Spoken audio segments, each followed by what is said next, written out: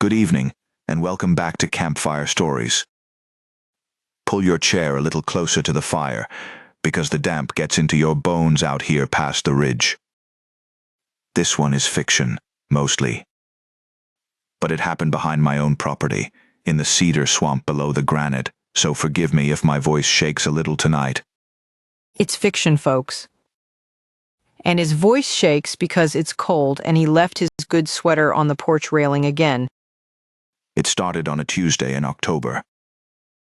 Every night at exactly 1:13 in the morning, a lantern moves through the cedar swamp behind our place. A little amber light, low to the ground, drifting between the black trunks. The first night I told myself I had imagined it and I went back to bed. I checked the clock. It was 1:13, right enough. I told him it was the Peterson boy out jacklighting deer, and I rolled over and slept like a sensible woman. The second night it came again. Same time, 1:13 exactly.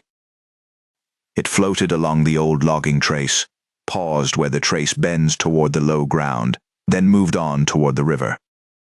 No footsteps. No voices. Just the light, patient as a churchgoer. Swamp gas. Marsh methane catches on something and it glows. They have written whole books about it. I read him one of those books out loud twice to settle him down. I wanted to believe that, Carol. I truly did. But swamp gas does not keep an appointment.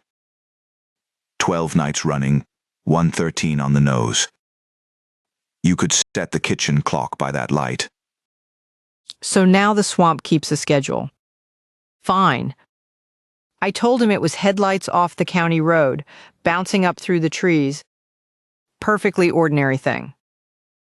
Except the county road is west of us, and the light comes up out of the east, from the wet ground where nothing but herons go.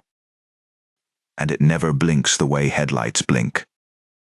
It burns steady, the color of an old kerosene flame turned down low. Then it is a neighbor. Somebody walking his property line with a lantern, checking a trap line, minding his own business. Which is more than I can say for the two of us up at 1 a.m. gawking out the window. There is no neighbor back there, love. The nearest place east is the old Hulbert farm, and it has stood empty since before we were married. 20 years of nobody. The lane has grown shut with cedar, so tight a grown man could not push through it, let alone carry a lit lamp. All right. That one I do not have a tidy answer for. But there is always an answer. There is always an answer. Last night the light did something new. It left the trace. It came up out of the swamp, across the wet meadow, closer than it has ever come. Close enough that I could see the lantern swinging on its bail. And behind it, no hand. No arm. Just the lantern and a piece of darkness carrying it along. I will admit my mouth went dry. I told him to come inside the house. He did not move an inch. It came right to the edge of our own yard.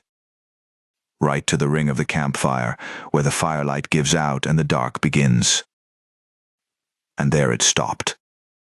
The flame steadied. And the whole swamp went quiet.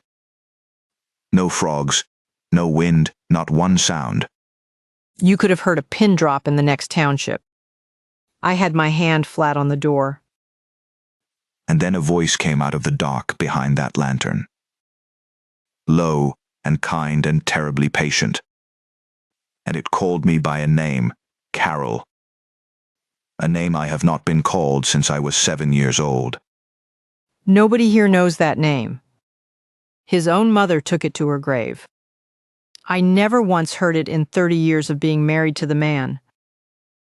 It is the name my grandfather used down at the fishing camp the summer before he drowned. Nobody living has ever spoken it. And the voice out of the swamp said it soft as anything, and then it said, "Come along now, and see what I have been keeping for you." And that, folks, is where we are leaving it tonight. because he will not tell me the name, and I have decided I would sooner not know it. Sleep well, friends. And if a little amber light comes drifting up your own back 40-some night around 1:13, do yourself a kindness. Do not answer to it. Good night, everybody. Lock your doors. And Marty, we are sleeping with every light in the house on, and you are paying the hydro bill.